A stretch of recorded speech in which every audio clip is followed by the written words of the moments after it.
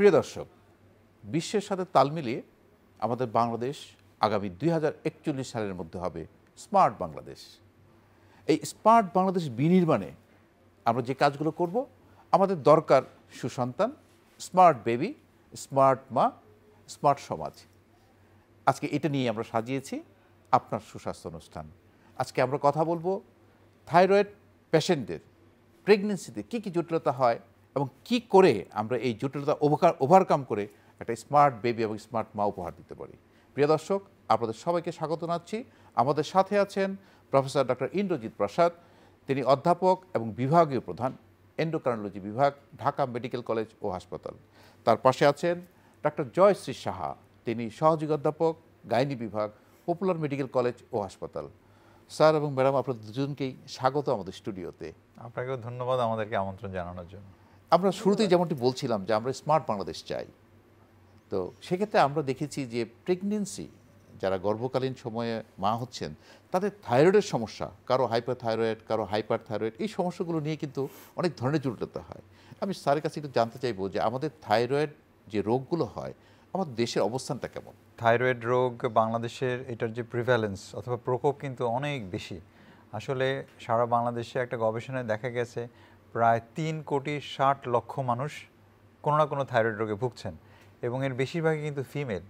আপনি তো জানেন যে মহিলাদের থাইরয়েড রোগ হওয়ার সম্ভাবনা পুরুষদের থেকে 10 গুণ বেশি এবং এই মহিলার, এই মায়েরাই কিন্তু বাচ্চার গর্ভধারণ করবে এবং তারা বাচ্চার জন্ম দিবে। এবং এই থাইরয়েড রোগের সাথে কিন্তু গর্ভধারণ থেকে শুরু করে বাচ্চার যে ব্রেনের ডেভেলপমেন্ট থেকে শুরু করে অনেক কিছু কিন্তু জড়িত। সুতরাং এই যে বিপুল একটা পপুলেশন, তার যে কেয়ার, তার যে সচেতনতা, সেটার জন্যই আসলে আমরা কথা বলতে চাই। জি, ডক্টর জয়শ্রী সাহা, যেমনটি আমরা জানি যে মাত্র কিছুদিন আগে হলো world wide safe motherhood day. আসলে এই সেফ মাদারহুড ডেতে আপনাদের কি প্রতিপাদ্য ছিল, কি চাচ্ছেন আপনারা? সেফ মাদারহুড ডে তো পুরো ওয়ার্ল্ড ওয়াইড এটা পালন হয়। প্রতি বছরের মতো আমাদের বাংলাদেশেও আমাদের অবস্টেট্রিক্যাল গাইনোকোলজিক্যাল সোসাইটি এটা পালন করছে এবং আমরা বিভাগ অনুযায়ী বা আমরা উপজেলা, জেলা লেভেলে আমরা চেষ্টা করছি বিভিন্ন ধরনের প্রোগ্রাম করে জনসচেতনতা তৈরি করা। বিশেষ করে আমাদের মায়েরা প্রেগনেন্সিকালীন সময়ে যাতে তারা অ্যান্টিনাটাল কেয়ারটা নিতে পারেন সেটুকু এনশিওর করা, এটা হলো আমাদের উদ্দেশ্য। এবং আমাদের আলটিমেট টার্গেটটা হচ্ছে যে হসপিটাল ডেলিভারিটাকে ইনক্রিজ করা, অ্যাটলিস্ট ফ্যাসিলিটি ডেলিভারি, যাতে মায়ের ডেলিভারিটা কারো তত্ত্বাবধানে হয় এবং সে যাতে আইডেন্টিফাই করতে পারেন যে আসলে মায়ের কতটুকু প্রবলেম হচ্ছে বা বাচ্চাটা আসলে সেফলি ডেলিভারি করার জন্য কি কি স্টেপস তাকে নিতে হবে।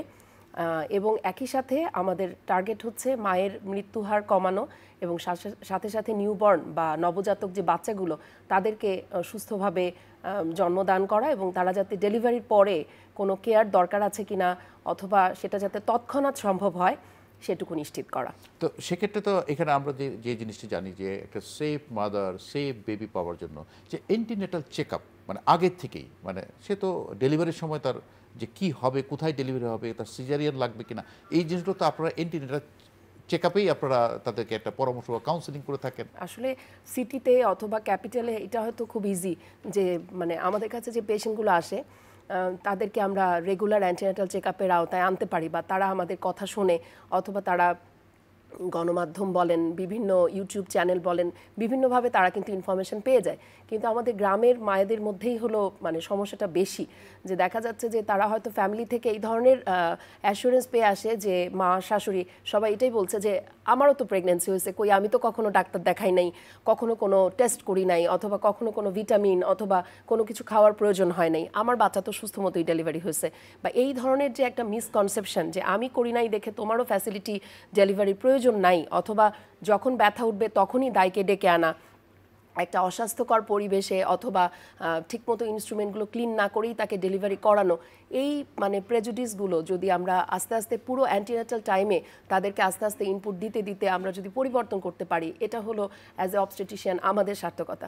আমরা অনেক সময় এমনও পেশেন্ট পাই যে সারা জীবনে সে হয়তো কখনো কোনো ডাক্তারের কাছেই আসে নাই। আমাদের সবার উদ্দেশ্য হলো অ্যান্টিনেটাল চেক আপটা যদি আমরা পেশেন্টদেরকে মিনিমাম 3টা বা 4টা ভিজিট, যেটা WHO বলে যে মিনিমাম 4টা ভিজিট প্রেগনেন্সির সময়, সেটুকু যদি এনশিওর এনশিওর করতে পারি প্রত্যেকটা মায়ের জন্য যে অ্যাটলিস্ট তাদেরকে সর্ট আউট করা যে কে হাই রিস্ক প্রেগন্যান্সি অথবা কে normally pregnancy, delivery mode of delivery কী হবে, ভ্যাজাইনাল বা সিজারিয়ান, সেটা তো আসলে যে অবস্টেট্রিশিয়ান বা ধাত্রীবিদ সেই হয়তো করবেন এবং সেটা ডেলিভারি টাইমের কাছাকাছি, কিন্তু পুরোটা সময়ে যে তাদেরকে মানে স্ক্রিন আউট করা যে তার থাইরয়েড ডিসঅর্ডার আছে কিনা, ডায়াবেটিস হচ্ছে কিনা, তার আসলে আরও অনেক কমপ্লিকেশনস প্রেগন্যান্সিতে কিন্তু হতে পারে। সবার ধারণা প্রেগন্যান্সি হলো একটা ফিজিওলজিক্যাল ইভেন্ট, কিন্তু প্রেগন্যান্সিতেই যে কত কমপ্লিকেশনস হতে পারে বা throughout the pregnancy check up না করলে, তাদেরকে ফাইন্ড আউট না করলে তারা যে একটা অসুস্থ বাচ্চা জন্মদান করবে অথবা আমাদের সমাজের বোঝা হয়ে দাঁড়াবে, এই জিনিসগুলো আসলে সবার কাছে মেসেজটা পৌঁছে দেয়া, অ্যাওয়ারনেস বিল্ড আপ করা দরকার, যেটা আপনারা মিডিয়ার মাধ্যমে, সোশ্যাল মিডিয়ার মাধ্যমে এবং আপনাদের সেমিনার সিম্পোজিয়ামের মাধ্যমে একটা awareness build up. Sir, hypothyroid তাদের ক্ষেত্রে আপনি বলছিলেন যে শিশুটা হাবাগোবা বা তার ব্রেইন ডেভেলপমেন্ট হয় না, তো আসলে এখানে কি করণীয়? থাইরয়েডের রোগ প্রধানত আমরা দুই রকমের রোগ বলে থাকি। একটাকে বলি আমরা হাইপোথাইরয়েডিজম, তার মানে হচ্ছে যে গলা থেকে যে থাইরয়েড গ্ল্যান্ডটা রয়েছে সেই গ্ল্যান্ড থেকে হরমোন কম তৈরি হচ্ছে, এবং আরেকটা রোগ আছে যেটাকে বলি আমরা হাইপার থাইরয়েডিজম, তার মানে হচ্ছে গলায় যে থাইরয়েড গ্ল্যান্ডটা আছে এটা ওভার অ্যাক্টিভ, বেশি বেশি হরমোন তৈরি করছে। তো একটা মানুষের সুস্থতার জন্য আপনি জানেন যে বডিতে রেগুলেশনের জন্য দুইটা সিস্টেম আছে, একটা হচ্ছে হরমোন সিস্টেম আর একটা হচ্ছে নিউরন সিস্টেম। তো 50% কন্ট্রোল কিন্তু হরমোনের হাতে। তো হরমোন যদি কম বেশি হয় তাহলে কিন্তু এই টোটালি ডিসঅর্গানাইজ হয়ে যায়। সেজন্য হরমোন কম তৈরি হওয়াও খারাপ, বেশি তৈরি হওয়াও খারাপ। যার হাইপোথাইরয়েড হবে সে কিন্তু অকারণেই দেখা যাবে যে অনেক মোটা হয়ে যাচ্ছে, তার গলাটা কর্কশ হয়ে যাচ্ছে, চলাফেরা করতে গিয়ে হাতে পায়ে খিচে ধরে আসছে, তার মুখটা ফুলে গেছে, তার পায়খানাটা কষা হয়ে গেছে, যদি মহিলা হয় তাহলে মাসিক অতিরিক্ত মাসিক হচ্ছে, তার বন্ধ্যাত্ব হচ্ছে, ইত্যাদি ইত্যাদি, চামড়াটা খসখসে হয়ে যাচ্ছে, চুল পড়ে যাচ্ছে, ইত্যাদিতে কিন্তু হাইপোথাইরয়েডিজম হয়, গলা ফুলে যাচ্ছে। আর হাইপার যেটা, সেখানে হচ্ছে যে তার অকারণে শুকিয়ে যেতে থাকবে, সে প্রচুর খাওয়া দাওয়া করছে কিন্তু স্বাস্থ্যটা খুব খারাপ হয়ে যাচ্ছে, বুক ধরফর করছে, অতিরিক্ত ঘাম হচ্ছে, পাতলা পায়খানা হচ্ছে, এই ধরনের যে সিমটম। এবং কারো কারো দেখা যায় চোখটা বড় হয়ে সামনের দিকে বের হয়ে আসে, গলাটাও বড় হয়ে যায়, শরীর হাত পা কাঁপে, ধরফর ধরফর করতে থাকে, এবং অনেকে মনে হয় যে টেনশন করছে অথবা অন্য কোনো রোগ, হয়তো যক্ষা হয়েছে অথবা ডায়াবেটিস হয়েছে, সব চেক করে দেখা যায় কিছুই নাই, কিন্তু শেষ পর্যন্ত ধরা পড়ে তার থাইরয়েড রোগে ভুগছে। সুতরাং বুঝতে পারলেন যে হাইপোথাইরয়েড এক রকমের মোটা হয়ে যাবে, আর হাইপার হচ্ছে অকারণে শুকিয়ে যাবে। এই সিমটম দেখেই কিন্তু আমরা বুঝতে পারি যে কার থাইরয়েডের রোগ কেমন হয়েছে। আমরা একটা জিনিস বলতে চাই যে অনেক পেশেন্ট দেখবেন যে বন্ধ্যাত্ব নিয়ে আসে, তো বন্ধ্যাত্বের গুরুত্বপূর্ণ কারণগুলির মধ্যে কিন্তু ট্রিটেবল মানে চিকিৎসাযোগ্য একটা কারণ কিন্তু থাইরয়েড। কারো যদি থাইরয়েড কন্ট্রোলের বাইরে থাকে তাহলে কিন্তু সাধারণত প্রেগনেন্সি হতে চায় না, আর যদি কোনো ক্রমে প্রেগনেন্সি হয়েও যায় তাহলে কিন্তু মাঝপথে গিয়ে তার অ্যাবর্শন হবে, অথবা যে বাচ্চার ব্রেনের ডেভেলপমেন্ট সেটা কিন্তু মূলত নির্ভর করে থাইরয়েড হরমোনের উপর। মায়ের যদি থাইরয়েড হরমোনের ঘাটতি থাকে তাহলে কিন্তু বাচ্চা হাবাগোয়ার হওয়ার সম্ভাবনা অনেক অনেক বেশি থাকে। যেমনটি আপনি বলছিলেন যে স্মার্ট জাতি দরকার, আমাদের স্মার্ট বাংলাদেশ দরকার। এখন বেবি যদি স্মার্ট না হয়, হাবাগোবা হয়, তাহলে সেই হাবাগোবা বেবি কি সমাজ গঠন করবে, কি দেশ গঠন করবে, তাই না? তাহলে আমাদের শুরুই করতে হবে আসলে থাইরয়েড, চমৎকার একটা থাইরয়েড লেভেল নিয়ে কিন্তু বাচ্চা যদি জন্ম হয় তাহলে কিন্তু আমাদের মাননীয় প্রধানমন্ত্রী যেরকম চাচ্ছেন স্মার্ট দেশ গড়তে, স্মার্ট জাতি করতে, এই স্মার্ট জাতি করতে কিন্তু সেই টার্গেটে যদি আমরা পৌঁছাতে চাই তাহলে কিন্তু থাইরয়েড হরমোনটাকে সঠিকভাবে নিয়ন্ত্রণ করতে হবে। ম্যাডাম, আপনার কাছে আসছি যে জিনিসটা স্যার বলছিলেন যে থাইরয়েডের কারণে অনেক জটিলতা হয়, প্রেগনেন্সিতে হয়, আসলে একজন হাইপোথাইরয়েডের পেশেন্ট আপনার প্রেগনেন্সিকালীন সময়ে কিভাবে কখন আপনারা নির্ণয় করেন? প্রেগনেন্সিতে কিন্তু একটা মেয়ে বলে যে বুক ধরফর করে, তার প্যালপিটেশন হচ্ছে, হ্যাঁ, তার আসলে প্রেগনেন্সিতে তো ওজন বাড়বেই, এটাই স্বাভাবিক। তো কাজেই হাইপোথাইরয়েডের যে সিমটমগুলো স্যার বলছেন, প্রেগনেন্সিতে কিন্তু এই সিমটমগুলোকে আমরা আলাদাভাবে কিন্তু ডিফাইন করতে পারি না, কঠিন হয়ে যায়। কিন্তু আমরা যে কাজটা করতে পারি, আমরা হচ্ছে একটা থাইরয়েড ফাংশন সিম্পল একটা টেস্ট করে আমরা কিন্তু বের করে দিতে পারি, এবং এটা কিন্তু আমরা ফার্স্ট টাইম যখন পেশেন্ট আমাদের কাছে আসে আমরা কিছু স্ক্রিনিং টেস্ট আসলে করি। যেমন আমি তো বললাম যে এমন হতে পারে যে মেয়েটা জীবনে কোনোদিন কোনো ব্লাড টেস্ট করে নাই, কখনো কোনো ডাক্তারের কাছে আসেই নাই, তাকে আমরা হয়তো একটা সিম্পল সিবিসি একটা টেস্ট করালাম, ব্লাড কাউন্ট দেখলাম যে তার রক্তশূন্যতা কেমন, হিমোগ্লোবিনটা চেক করলাম, তার সঙ্গে এখন কিন্তু আমরা আসলে থাইরয়েড স্ক্রিনিংটাও করি। যখনই পেশেন্ট প্রেগন্যান্সি নিয়ে আমাদের কাছে আসে, আমরা যদি সে আগে থেকে নন কেস থাইরয়েড হয় তাহলে তো আমরা তার লেভেলটা অ্যাসেস করব, কারণ প্রেগন্যান্সিতে লেভেল কম বেশি হতে পারে, আমার ওষুধের ডোজটা অ্যাডজাস্ট করা লাগতে পারে, এটা তো হিস্ট্রি থেকেই আমরা বের করতে পারছি। যে আগে কখনোই স্ক্রিনিং করে নাই তাকেও কিন্তু আমরা ফার্স্ট ট্রাইমেস্টার বা প্রথম 3 মাসের মধ্যে রোগী আসলেই আমরা কিন্তু একটা সিম্পল টিএসএইচ লেভেল, একটা FT4 লেভেল আমরা ব্লাডের টেস্ট করে আমরা দেখি। যদি মনে হয় যে এটা কম বেশি, তখন আমরা নিজেরা কখনো ট্রিট করি, কখনো আমরা এন্ডোক্রাইনোলজিস্টের কাছে আমরা রেফার করি, সেটা অবস্থা বুঝে। কিন্তু এই যে মানে আমি যত তাড়াতাড়ি তাকে ডায়াগনোসিস করে তার হরমোন লেভেলটা ব্যালেন্স করতে পারবো, এটা শুধু যে তার ভবিষ্যতে তার বাচ্চাটাকে সুরক্ষা করবে তা না, মায়েরও প্রেগনেন্সিকালীন সময়ে যে কমপ্লিকেশনসগুলো, স্যার বলছিলেন অ্যাবর্শন হয়ে যাওয়া ফার্স্ট ট্রাইমেস্টারে আসলে, এছাড়াও পরবর্তীতে কিন্তু তার দেখা যাচ্ছে হাই ব্লাড প্রেশার হয়ে যায়, প্রি এক্লামশিয়া ডেভেলপ করে। শুধু এই থাইরয়েডটা সে হয়তো ঠিকমতো কন্ট্রোল করেনি, বা তাকে হয়তো আমি পাঠাচ্ছি এন্ডোক্রাইনোলজিস্টের কাছে বা তাকে বুঝালাম, কিন্তু তার বাড়ির লোকজন মনে করছেন না যে এটার আসলে কোনো দরকার এখানে আছে। একটা কারণ তো রয়ে গেছে, কারণ থাইরয়েডের যে হাইপোথাইরয়েডের যে সিম্পটমগুলো আসলে সেটা ওরকম তো কোনো তার সিম্পটম নেই, সে বুঝতে পারছে না, বুঝতে এবং পারছে না। তার আত্মীয়স্বজন কিন্তু বুঝতে পারছে না। বুঝতে পারছে না, এই জন্য আসলে শুধু ওই মানে পেশেন্টকে শুধু মানে ব্রিফ করলে হবে না, তার সঙ্গে যে আসে তার বাড়ির লোকজন, স্পেশালি যদি তার হাজব্যান্ড তাকে অ্যাকম্পানি করে বা তার বাড়ির লোকজন যারা করে, তাদেরকেও কিন্তু আমরা কাউন্সেলিং করি যে না এটা তার জন্য ক্ষতিকর, তার বাচ্চার জন্য ক্ষতিকর। এই সিভিয়ার প্রি এক্লামশিয়া থেকে তার অনেক সময় এক্লামশিয়া খিচুনি পর্যন্ত হয়ে যায়, তার যে কোনো সময় গর্ভফুলটা আলাদা হয়ে যেতে পারে, যেটাকে আমরা বলি অ্যাব্রাপশিও প্লাসেন্টা। এগুলো করলে মায়ের জীবনটাও কিন্তু ঝুঁকির মধ্যে পড়ে যাচ্ছে, তার যে কোনো সময় পানি ভেঙে যেতে পারে, আমরা বলি প্রিটার্ম লেবার শুরু হয়ে যেতে পারে, তার হয়তো ডেলিভারি টাইমই হয় নাই, প্রিম্যাচিওর একটা বাচ্চা সে জন্ম দিল, এবং প্রিম্যাচিওর বাচ্চার তো অনেক ধরনের কমপ্লিকেশনস। হ্যাঁ, তারপর অনেক সময় দেখা যায় যে মায়ের হয়তো ডেলিভারির সময় বা ডেলিভারির পরে গিয়ে তার অনেক বেশি ব্লাড লস হচ্ছে, এগুলো কিন্তু একটার সাথে রিলেটেড। কাজেই আমরা যদি শুধু এই টেস্টটুকু করে পেশেন্টকে একটা হেলদি মানে প্রেগন্যান্সি পুরো টাইমটা এবং আফটার ডেলিভারি তাকে একটা সুন্দর বাচ্চা উপহার দিতে পারি, আমার মনে হয় এই জিনিসগুলো আমার কাছে পেশেন্ট আসলে বা গাইনোকোলজিস্টের কাছে গেলে তারা যদি একটু ব্রিফ করেন, আমরা কিন্তু খুব সহজেই আসলে পেশেন্টদেরকে কনভিন্স করতে পারি যে না, একটা দুটো টেস্ট করে যদি আমি সুস্থ একটা বাচ্চা জন্মদান করতে পারি, এটাই হলো আমার কাছে মনে হয় আমাদের জন্য সাকসেস। আপা 4 দিনের ছুটি পেলাম, তাই ফ্যামিলি নিয়ে ঘুরতে যাব। আপনি কোথাও ঘুরতে যাবেন? আমরা কি আপনার মতো এত নিশ্চিন্ত? ব্যবস্থা নিলেই নিশ্চিন্ত হওয়া যায়। ভাগ্যিস ডাক্তারের পরামর্শক্রমে আমি সর্বাধুনিক স্বল্পমাত্রার জন্ম নিয়ন্ত্রণ পিল রোজিন 28 গ্রহণ করেছিলাম। এলো রোজিন 28, যা জন্ম নিয়ন্ত্রণ পিলকে করেছে অধিকতর সহনীয় ও কার্যকর, এবং ওজন বৃদ্ধি ও উচ্চ রক্তচাপের মতো প্রধান পার্শ্ব প্রতিক্রিয়া থেকে মুক্ত। রোজিন 28 4th জেনারেশন বার্থ কন্ট্রোল পিল। স্যার আসলে আমরা এই থাইরয়েড, আপনি বলছিলেন যে হাইপোথাইরয়েড, হাইপারথাইরয়েড, আমরা কিন্তু আমাদের দেশে উত্তরাঞ্চলে কিন্তু আমরা দেখি যে গলগণ্ড রোগ বা এখানে গয়টার নিয়ে আসে, এবং অনেক মহিলারা কিন্তু গর্ভধারণ করছে। এই অবস্থাতে এই সিচুয়েশনটাকে আপনি কীভাবে ব্যাখ্যা করেন? বেশ আগের সিনারিও যখন আসলে আমরা উত্তরবঙ্গে অনেক বেশি গলগণ্ড রোগ পেতাম, কিন্তু এখন কিন্তু সরকারি এবং বেসরকারি পর্যায়ে কিন্তু নির্দেশনা যেটা রয়েছে যে সল্টের মধ্যে আয়োডিন মিক্স করতে হবে। হ্যাঁ, এটা একটা আইন, সেটা রাষ্ট্রীয়ভাবে কিন্তু আদেশ দেওয়া আছে, এবং আয়োডিন মিক্স করার পর থেকে কিন্তু আমাদের গলগণ্ডের পরিমাণ সংখ্যা কিন্তু অনেক কমে আসছে। তো সেই হিসাবে আমরা বলবো যে এটা অনেক বড় সাকসেস, যে ইউনিভার্সাল আয়োডিনাইজেশন এটা সারা বিশ্বেই করে, আমাদের দেশে করার পর থেকে কিন্তু এই গলগণ্ডের পরিমাণটা কমে এসছে, এবং দেখা যাচ্ছে যে এই ধরনের রুগী আমরা অনেক কম পাই এখন। যদি কারো দেখা যায় যে গলগণ্ড হয়, তাদের কিন্তু 2 রকমের সমস্যাই হতে পারে। কারো দেখা যায় যে হাইপোথাইরয়েডিজম হতে পারে, হাইপারও হতে পারে। গলগণ্ড অনেক দিন যদি থাকে তাহলে এটা অটোনোমাস হয়ে যায়, এটা নির্ভরশীলতা যেটা থাকে অ্যাক্সিস, সেটা কিন্তু নষ্ট হয়ে যায়, ফলে টক্সিক গয়টার তৈরি হতে পারে, সেখান থেকে হাইপার হতে পারে। আর আয়োডিনের অভাবে হাইপোথাইরয়েডিজম হতেই পারে। তো সেই জন্য 2 রকমই হতে পারে আসলে। তো তারপরেও গলগণ্ড হলে যে অনেকে ভয় পায় যে এটার মধ্যে যদি ক্যান্সার হয়ে যায়, কেমন, সেরকম কিন্তু হওয়ার সম্ভাবনা খুব কম থাকে। তো শতকরা 5 ভাগ মানুষেরও কিন্তু ক্যান্সার হয় না। সুতরাং একটু গলার মধ্যে গোটা হলে কিন্তু অনেকে খুব টেনশনে পড়ে যায়, সার্জারি করার জন্য দৌড়াদৌড়ি শুরু করে। তো এগুলো কিন্তু খুব জরুরি ব্যাপার না। অনেকের গলায় ছোটোখাটো, বাংলাদেশের অ্যাকচুয়ালি 50% মানুষের গলায় ছোট ছোট গোটা আছে, সবার কিন্তু অপারেশনের দরকার নেই, এবং তার ট্রিটমেন্ট তো প্রয়োজন আছে। হ্যাঁ, অবশ্যই তার ট্রিটমেন্ট প্রয়োজন আছে। এবং যদি কারো হাইপোথাইরয়েডিজম হয় তাহলে কিন্তু থাইরক্সিন দিলে কিন্তু তার এই বড় গয়টা কিন্তু আস্তে আস্তে ছোটো হতে থাকে। কিন্তু এটা যদি অনেক বড় হয়ে যায় তাহলে কিন্তু ছোট হয় না সাধারণত, সামান্য একটু বড় হয়। শুরুতেই যদি আমরা ট্রিটমেন্ট শুরু করতে পারি তাহলে কিন্তু এই গয়টার কিন্তু আবার রিমিশন হয়ে যায়, যদি ডিফিউজ গয়টার হয়।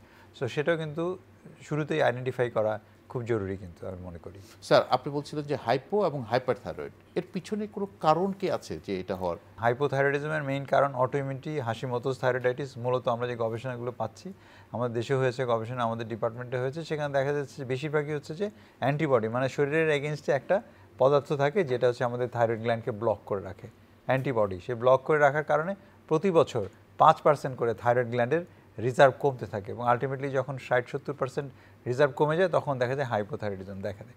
হাইপারের ক্ষেত্রেও কিন্তু আমরা মেইনলি পেয়ে থাকি যে গ্রেভস ডিজিজ, অটোইমিউনিটি। সেই অটোইমিউনিটি কোনো কোনো ক্ষেত্রে ব্লক করছে হাইপোথাইরয়েডিজম হয়ে যায়, অটোইমিউনিটি কোনো কোনো ক্ষেত্রে স্টিমুলেট করছে হাইপারথাইরয়েডিজম, পাশাপাশি চোখটাও বড় হয়ে আসে। তো এটা দেখে কিন্তু আমরা রোগটা নির্ণয় করতে পারি সুন্দর করে, তার কোন ধরনের রোগ এবং চিকিৎসাই বা কোন ধরনের, চিকিৎসাটা ওইভাবে আসে। ডক্টর জয়শ্রী সাহা আপনার কাছে আসছি যে আসলে যে কথাটা আমরা বলছিলাম যে থাইরয়েডের রোগীদের যে প্রেগনেন্সি সেফ ডেলিভারির জন্য যা করা দরকার সেটা করছেন, এটার ফলো আপ বা মনিটর কিভাবে করা হয়? জাস্ট আফটার ডেলিভারি আমরা কিন্তু পেশেন্টদেরকে, অনেকে আছে মানে প্রেগনেন্সির সময় যদি আমরা মিস করে যাই, অনেকে ভাবে যে ডেলিভারির পরে হয়তো আমার আর কোনো চেক আপ বা ট্রিটমেন্টের প্রয়োজন নেই, পুরো প্রেগনেন্সি আমি ওষুধ খেয়েছি, এখন তো বাচ্চা হয়ে গেছে, এখন তো আর আসলে আমার কোনো ট্রিটমেন্ট দরকার নেই। কিন্তু এটা একদমই মানে ভুল কথা। এটা আমরা সাধারণত প্রেগনেন্সি টাইমেও বলি, জাস্ট আফটার ডেলিভারি, সে ভ্যাজাইনাল হোক সিজারিয়ান হোক, তারপরে কিন্তু আমরা কাউন্সেলিং করি যে না, তোমাকে কিন্তু 1.5 মাসের মধ্যে হলেও তোমার অন্তত একবার একটা টেস্ট করে তুমি আমাকে দেখাও, অ্যাজ এ গাইনোকোলজিস্ট অথবা এন্ডোক্রাইনোলজিস্ট কাউকে দেখাও, একটা চেক আপ কিন্তু করতে হবে, কারণ তখন আবার লেভেল কম বেশি হয় বা ওষুধটা অ্যাডজাস্ট করার দরকার হয়। অনেকে আস্তে আস্তে হয়তো ইউথাইরয়েড হয়ে যায়, তখন আমরা অনেক সময় ওষুধ বন্ধও করে দিতে পারি, কিন্তু চেক আপটা আসলে খুব জরুরি যে তার আসলেও কোনো ড্রাগ দরকার আছে কিনা বা ডোজ অ্যাডজাস্ট করাটা। আর বাচ্চার বেলায় একটা মা যখন হাইপোথাইরয়েড, সে পুরো প্রেগন্যান্সি টাইমে হয়তো সে ওষুধ খেয়েছে, তার লেভেলটা নর্মাল ছিল, তার বাচ্চাটাকে সে সাপোর্ট দিয়ে গেল, কিন্তু জাস্ট আফটার ডেলিভারি তার সাথে তো তার মানে বাচ্চার কানেকশনটা জাস্ট লস্ট। যখনই আমরা বেবিটাকে ডেলিভারি করলাম, কর্ড কেটে আলাদা করে ফেললাম, তারপর থেকে তো এই বাচ্চাটার আসলে থাইরয়েডের কি সিচুয়েশন, এটাও কিন্তু অ্যাসেস করাটা খুব জরুরি। আমরা যেটা করি যে আমরা হলো, আগে একটা সময় ছিল বলতো যে আম্বিলিকাল কর্ড থেকে আমরা ব্লাড নিয়ে করতাম, কিন্তু তাতে দেখা যায় কিছু ফ্যালাসি আসে, কারণ এই ব্লাডটা আসলে মায়ের বা বাচ্চার এটা কনফার্ম কিন্তু হওয়া যাচ্ছে না। কিছু মানে দেখা যাচ্ছে যে কিভাবে আপনি ব্লাড নিচ্ছেন তার উপরে ভ্যারিয়েশন চলে আসে রেজাল্ট।